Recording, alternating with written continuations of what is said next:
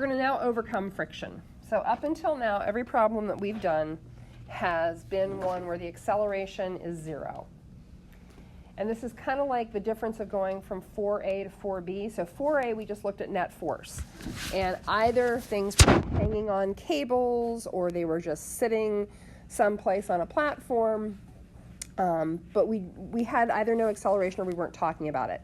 That's kind of what we did in the last section. Actually, in the last section, acceleration was always 0.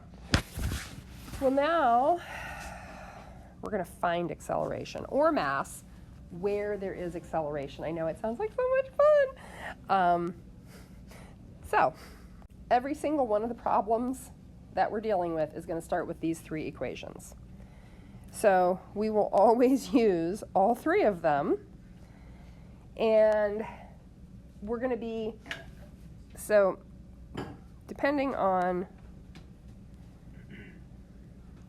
force 1 plus force 2 minus force 3 minus force 4. I'm not saying we're going to have 4 forces, but, ad infinitum, all the forces we've got, and often on the x, sometimes on the y, and again, we can have, force 1 minus force 2. We could have a sum of forces on the y. That's where our acceleration is happening. We could have, forces of tension. But we're going to be using these 3 equations to create expressions to do multiple substitutions. So that's how this runs. Oh, what fun. Go back to the slide for a second. So the big cautions, I could call this your red flag warning. I don't know. Always start with an accurate sum of forces on the flat or on the slope. Doesn't matter whether you're tilting the axis or not. Doesn't matter. Make sure every force that's acting on the object is accounted for. And actually, I guess I should say start with a free body, because that's sort of your visual, not Facebook, free body. That's sort of your visual accounting for those forces. Once you've got that visual accounting and you've tallied them up and you're showing how they relate to one another, then you can do the sums of forces. If you've got any forces that are vectors, are they correctly broken down? Double check your trig functions. Is x actually cosine or is it sine this time? And after the torture that I put you through with the mini lab, I'm hoping that nobody has an issue remembering that normal force is not always equal to mass gravity. It's the entire reason that I wrote that lab, is so that you never again take for granted, and you're thinking, Moser, we could have done that an easier way, so that nobody ever again takes for granted normal force being equal to mass gravity. Okay, student moves a box of books by attaching a rope to the box and pulling with a force of 90 newtons at an angle of 30 degrees, as shown in the figure, which I have conveniently not shown, but I drew you a free body. Box of books has a mass of 20 kilograms, and the coefficient of friction between the bottom of the box and the sidewalk is 0.50. What's the acceleration on the box? Oh, fun. So I've got the free body. We've got Fn, we've got Fg on the y-axis. We've also got an F applied y. We have force of kinetic friction opposing that motion, and force applied on the x in the forward direction on that axis. I will pause this while you do your own free body. So I'm going to, right now, just do a few things. So I'm going to start with sum of forces on the x. And I know that the acceleration is going to be on the x-axis, so I'm going to go ahead and write sum of forces equals ma, because acceleration is now no longer 0. And I know that sum of forces on the x is also equal to the F applied x minus the Fk. And I'm going to rewrite that as F applied x minus, minus Fk equals mass acceleration. And I'm solving for acceleration.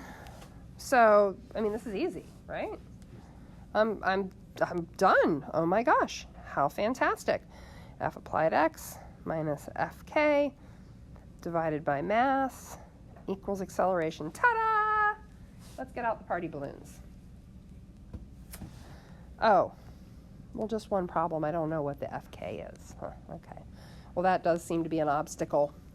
Okay, no worries. I can do this. So I'm going to have to find fk. Well, I know that mu k equals fk over fn. So mu k fn equals fk. Okay, easy peasy. So I'm going to rewrite this, f applied, and I might as well go ahead and put in my trig function there. F applied x would be f applied cosine theta minus, and this will be mu k fn all over m equals a. Cool, I'm done. Oh wait, I don't know fn. Oh, okay, all right, fine. Sum of forces on the y-axis. and the groaning begins. Then we'll pick one more color for the y-axis. So, sum of forces on the y.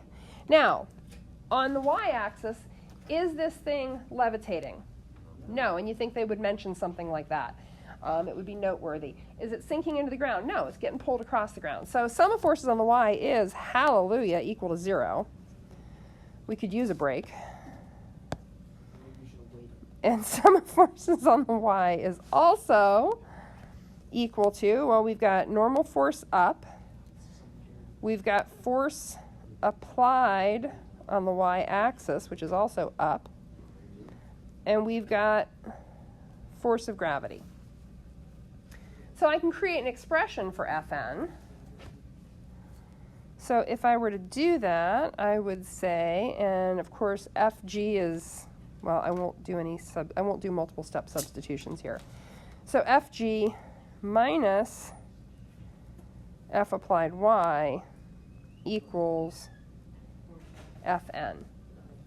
And I just left Fn where it was and moved everything else across, changing the signs on those. There are about 3 ways to skin that cat. All that matters is we end up with a naked cat. So I'm going to move this over a little bit. So now I have, well, I'm going to go ahead and rewrite this as mg. I'm going to rewrite this as F applied, that would be sine theta. Okay. And I'm going to kind of bracket that because that is going to go in there. Ooh, ouch. So we inserted this expression that we created for Fn into there, and we've got something here that we can work with. So things to be cautious. Let's go ahead and plug in our values. Let's do the actual computation. So I've got all my plugins, and we're ready to crunch numbers. And this is the example problem out of the book, so we have the answer. Go ahead and start punching digits. Let's talk about the numerous places that we can go astray and get really weird numbers for this. These are tremendously fiddly. So most common things are not paying attention to order of operations, trying to enter it all at once. The little red notes that I've made up here are, 90 times sine 30 is 45, 20 kilograms times 9.81 is 196.2.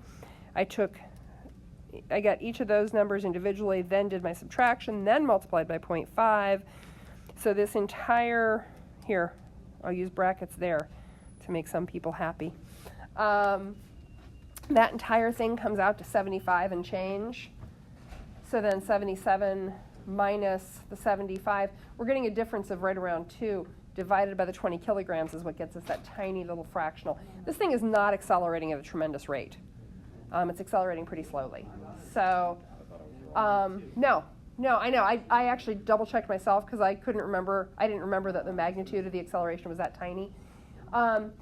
So these do, like all physics problems, they reward good bookkeeping, being really nitpicky about recording every little piece, showing if you multiply by 20, you get a weird answer too, and not at all the one that you want.